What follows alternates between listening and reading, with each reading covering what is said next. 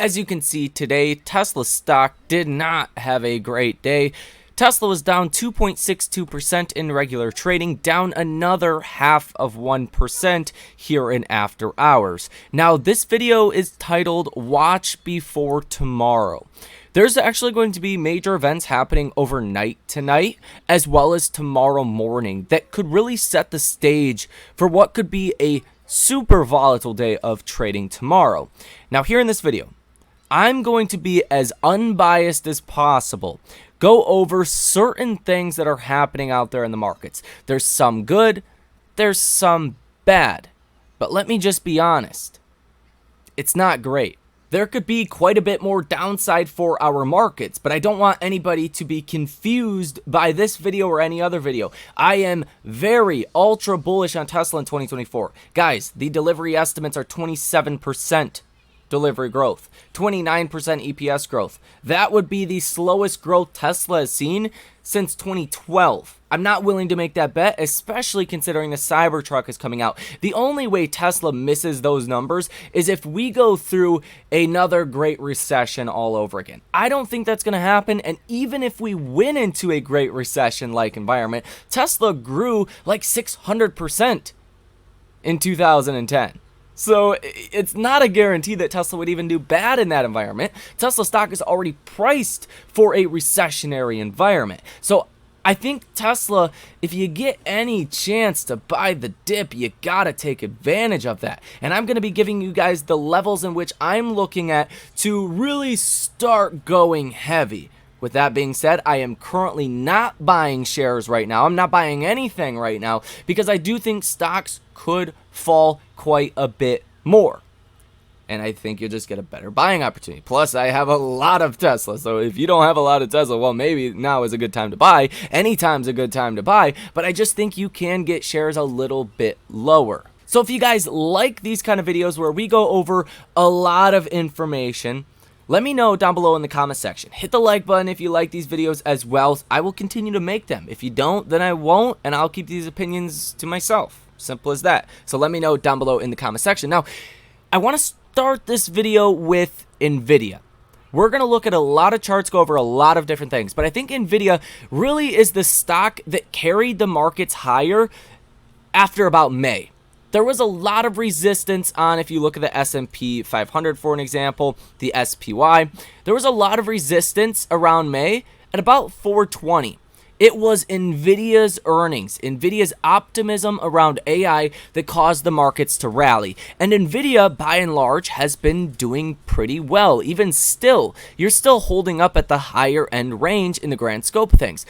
But what happened today does not look good for any sort of bounce. Now, tomorrow morning is going to be important. The data we get overnight tonight and tomorrow morning is also going to be very big for our markets. But you could see Nvidia was down about 3% today, down 0.67% here in after hours. So it's selling off even more than Tesla, currently down 0.60%. Nvidia closed under its 100-day moving average. It really didn't even find a bounce at its 100-day moving average. That level is at $411 even. Nvidia is at $407.50 per share. I think it's one of those situations where if Nvidia cannot hold up, then I don't think anything will be able to hold up. Nvidia crushed markets' expectations for earnings not once, but twice in a row. Now, why do I specifically point out the 100-day moving average here? Why is that so important? It's not just the 100-day moving average. It's the 50, the 100, and the 200-day moving average.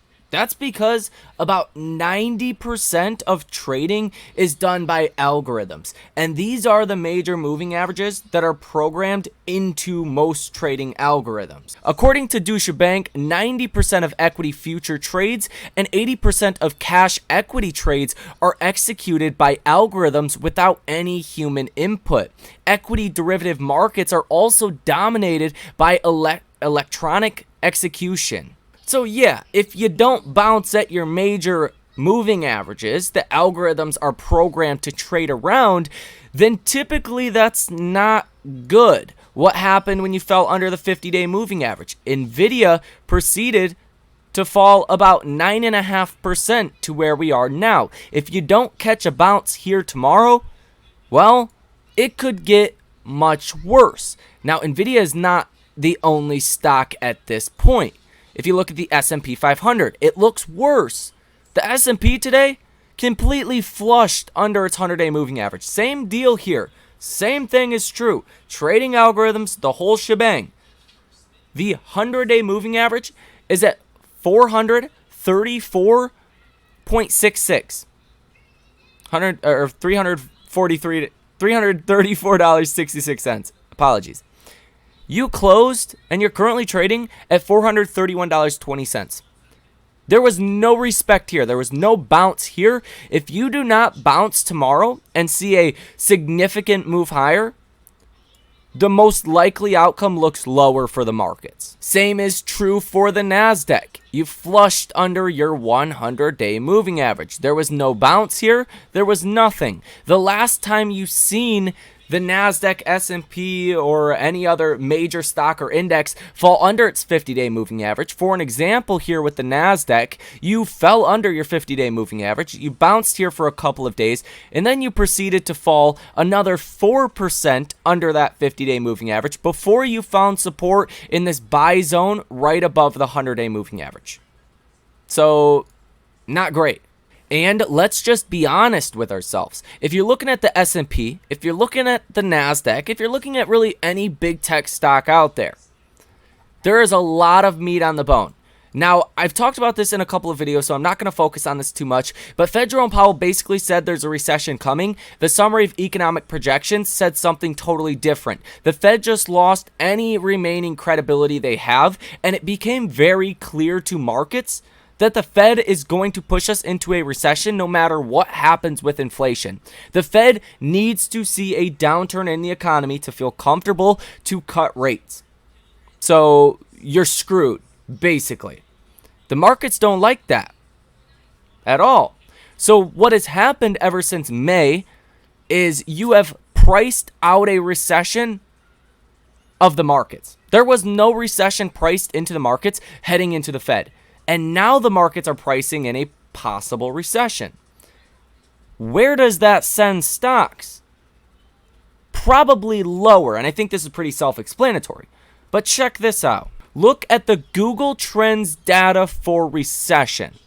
This hit a high, you guessed it, during October of 2022. You just hit a new low literally this week for search terms in Google of a recession. You could probably see the trend here. Google Trend searches of recession usually follow the markets. So the fact that you are not spiking in your Google Trends means one of two things.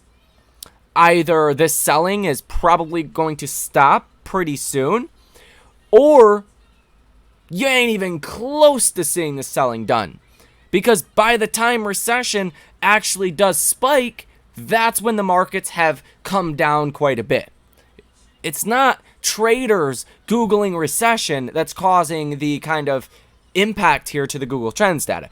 It is individuals, when they're, not like you or I that are actively trying to better your financial future, but people that just passively invest in like a 401k. When they see carnage in their portfolios, in their retirement accounts, then they start to look up recession and stock market crash and things of that nature. The fact you're not even spiked, you're at the lowest level you have been at for search terms of recession in the past 12 months, leads me to believe you probably see a lot more fear before this is over with. Now, let's not be all doom and gloom here in this video. Let's acknowledge some things that are actually positive. Number one, credit spreads. Those look really good, actually. And I was pretty surprised to see this. So you're still elevated, obviously, to where you were in 2021 and in the beginning of 2022 as far as your triple C bonds, but you're actually coming down. Like, towards the end of August, which I get it, nothing was really happening at the end of August. Most of this pain in the markets has come recently, so the data is not quite here yet. But even if you look at yesterday, September 20th, The triple C credit spread was at 9.10%. The previous day was at 9.17%. So even in the past couple of days, your credit spreads on your triple C bonds have actually fell, which shows that investors in credit markets are not fearing this, at least right now. Obviously, credit can change quickly. You can see these spikes tend to happen pretty quickly, and it tends to spike right before recession, or even to some degree like mid-recession. So take this with some degree of a grain of salt, but I would say this is more positive than it is negative, at least for the real economy. Now, this is something I pointed out in the last video as well. This is WTI crude futures for November of 2023. And what you've seen happen is the price of oil has been rising. Now, depending on what state you're in, you felt the effects of this more than other states. Now, you've actually risen about 35% for the price of oil. Now, gas has went up roughly the same, a little bit more. Obviously, again, depends on what state you're in. But usually when you see these spikes in oil, that usually happens right before a recession. So this does not look great. And it's not like there's a reason why oil is spiking. There's no rhyme or reason to why this is happening. Nobody can sit here and say oil is spiking because there's really good demand, the travel's going crazy. Like, nobody can sit here and say that. So why is oil really spiking? Ever since the end of World War II, every recession has happened after a spike in oil. So we'll see how high it goes, but I would categorize this as a spike in oil. Oil prices, again, have went up 35% since July. That's pretty quick. On another somewhat positive note, you got to take this one with a grain of salt as well, but it is GLD. It is gold. So gold is not spiking the way that maybe you would think it would if we were heading into recession. Now, with that being said, if you're in a recession, if you're in an economic downturn, gold does not tend to do very well. It does initially, it does at first, but gold does not tend to do that well during times of economic pain, right? So you hit the high back here in August of 2020, and you're still down here. But usually, again, right before recession, you can see a spike in gold, and we are just not seeing that as of right now. But it's not a tell-all kind of indicator that you're going into recession or not. You can go into a recession without oil, without gold spiking, not without oil.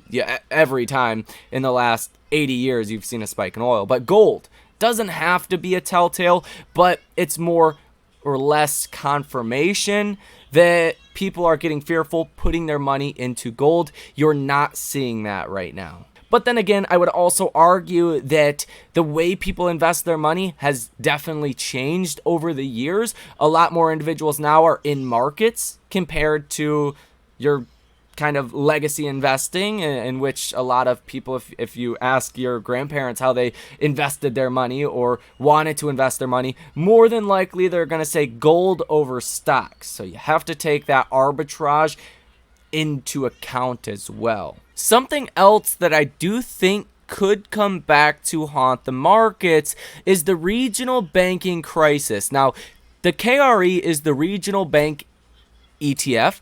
Now, as you can see, this is the banking crisis, right? This is, well, actually, if you look back here, this is the banking crisis. You have bounced from the lows that you were at. You're starting to come back down. I don't care about this all too much, and I think this is why it's not on a lot of people's radar. A lot of people look at the KRE, and that's how they gauge the health of the banking crisis, right? It's probably ongoing. It's still happening. Just when's the next bank ultimately go bankrupt is probably the bigger question.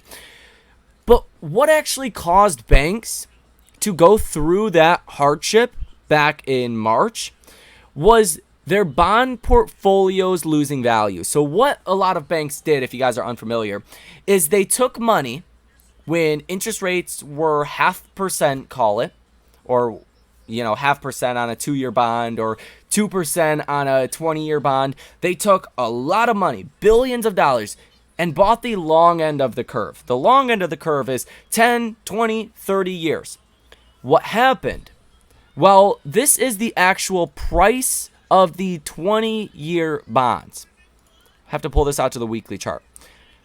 So back during COVID, they were as high as $168. For a vast majority of 2021, when these banks were putting billions of dollars into these bonds, they were $140, $130 odd dollars. Today, they're $90. So there is a lot of losses sitting on banks' balance sheets. And what you've seen recently is yields are going higher, so their bond portfolio values are falling. This has not ended. The unrealized losses that caused the banking crisis are getting worse by the day. And today was a really, really bad day. This is a ETF that tracks the 10-year treasury bond. Now, as you can see, it is falling. I mean, the yields are rising. You are at the lowest point on a 10-year treasury, meaning the highest yields in well over the last 15, 20 years now. And you can see this right here. You're way the heck down here. This is not great. Not great at all. So what you really need to know is when your yields rise, when your 10-year yield goes higher, the bond price goes lower. The payout's fixed. Bonds work just like dividend stocks. If you buy a $100 dividend stock that pays you out $5 a year, that is a 5% dividend stock. If that dividend stock loses value, say it drops 50% and it goes down to $50, you still get paid out $5 a year. Well, that turns into a 10% yielding dividend stock if you are buying that stock. So just depending on the bond price, the yield fluctuates. So this just means bonds lost a lot of value today. The low for the yield was 4.31%. You closed at almost 4.5%. This was a jump of about 18 basis points for the 10-year treasury. This was equivalent to almost one rate hike from the Fed today. If this continues a couple more days at this pace, I would make a bet that you see another bank going through another crisis, because this is dropping their portfolio values hundreds of millions of dollars today. This could actually force the Fed to give us rate cuts a lot sooner than they are projecting. Instead of injecting hundreds of billions of dollars into financial markets, the Fed could just cut rates and cause bonds to drop, bond yields to drop, and the price of bonds to increase. That is always a possibility. Don't base your trades or your investments off of that, but I don't think this banking crisis is over. If you are seeing the 10-year, the 2-year, the whole yield curve in general rising at this fast of a pace. The data we are going to get overnight tonight actually comes out here in just a few minutes. We're going to get the Japanese inflation rate at 7:30 Eastern Standard Time. You got the core, you got the headline, you got the all the inflation ratings that we have. Now you're also going to get manufacturing PMI, services PMI, and composite PMI, and the BOJ interest rate decision. That's the Bank of Japan interest rate decision. That comes out at 11 p.m. tonight. So the best way to think about this is the world is connected, obviously. China, not been doing so well. Europe's in a recession. The U.S. looks like we could be going into a recession. Japan, on the other hand, has been seeing very good growth and very low inflation. Now, they're starting to see inflation, which is actually a good thing for Japan, considering they have not been able to get inflation for so long. Basically, Japan has been, if you will, the glue that has been keeping the ship together as far as the global stage. If Japan goes downhill, then everything's gonna start to look much worse. So that's important, especially the interest rate decision here, the conference with the Bank of Japan. Now, overnight tonight as well, at 2 a.m., you're going to get retail sales month over month out of the UK. I believe the UK is the 5th largest economy in the world. I believe it's the US, China, Japan, Germany, the UK, and then France. So I do believe the UK is the fifth largest economy in the world, so that can be important as well. You're also going to get manufacturing PMI, service PMI, as well as composite PMI for the UK as well. Tomorrow morning, you're going to get Fed Cook here for the US at 8:50 a.m., and that's the first Fed speaker that is a voter that we have heard from since the Fed meeting. Now at 8:30 a.m. as well, you're going to get Canadian retail sales data that comes out. That could also be semi-important if you do see a big drop. It usually doesn't affect our markets too much, but be on the lookout for that. And then the S&P Global Manufacturing PMI, Services PMI, and Composite PMI coming out for the U.S. at 9:45 a.m. tomorrow Eastern Standard Time. So a lot of data from Japan, the U.K., and the U.S. coming out tonight and in early market trading tomorrow. Now, this is also the first expiration since quad witching, in which we've pointed this out many times, but historically from 1950 through 2021, the markets do pretty well in the first half of September. It's until quad witching that you tend to actually start getting some downside. So watch to see if the downside does get even worse. Normally, this is when the downside does start to get worse after really the 21st of September, heading into the 22nd, and throughout basically all of next week. Tends to historically be pretty rough for markets. Now, again, the levels on Tesla are basically the same as they were before. If you get back to this 200-day moving average, if the markets go to complete poop shoot mode, then $200 per share is possible. That is minus any bad news from Tesla. If you get bad news, you could go lower than that. But, I mean, I wouldn't expect that. I wouldn't hold my breath for any bad news on Tesla. By bad news, I mean like price cuts. If you get price cuts, well, that's going to make this whole situation that much worse. Last time we got price cuts, it was not great. Now, Tesla's actually holding up much better than most stocks out there. Tesla actually closed regular trading 1 cent under your 50-day moving average. And after hours, this 0.5% drop is what pushes us under this 50-day moving average. But Tesla actually found a lot of support today around this 50-day moving average. That shows very strong strength with Tesla stock. If things get a little bit worse, you could fall back to that 240 level. If, again, things get really bad, you fall to that 200 level. Anything under 240 is a strong buy. Anything around 200, call it, 210 to 200, that's where you want to buy pretty heavy. That's where I think you really, really, really can't go wrong. Even if next year is pitiful for the economy, you still do well around $200 per share. That's my personal opinion. Obviously, let me know what you guys think down below in the comment section. Where is your kind of go crazy, if you will, buy the dip level on Tesla stock? The last thing I want to point out, if you look at the option activity, today was pretty negative, 37% positive order value, almost 1,000 orders worth $576 million today. Now, if you single out the options trades that are over $10 million, these are going to be your large institutional hedge fund trades, you find something very interesting. Like 99% of them are for January of 2024. And you're seeing some $50 million plus trades. A $67 million trade here, couple $70 million trades here. But what's actually interesting about this, if you look at the actual strikes, most of them are at the 450. Well, blow this bubble chart up, and let's take a look at the 450. Let's really zoom in here. The 450 put seen volume today of almost 10,000, but the open interest is only 2,000. So what you're actually seeing right now is a lot of very short-term kind of big trades in and out of Tesla. You're not seeing these hedge funds and institutions actually holding these trades. At least that's what it looks like to me. So it's very much like a short-term trade for these hedge funds. We're talking maybe just a couple of minutes. Maybe it's just the algos.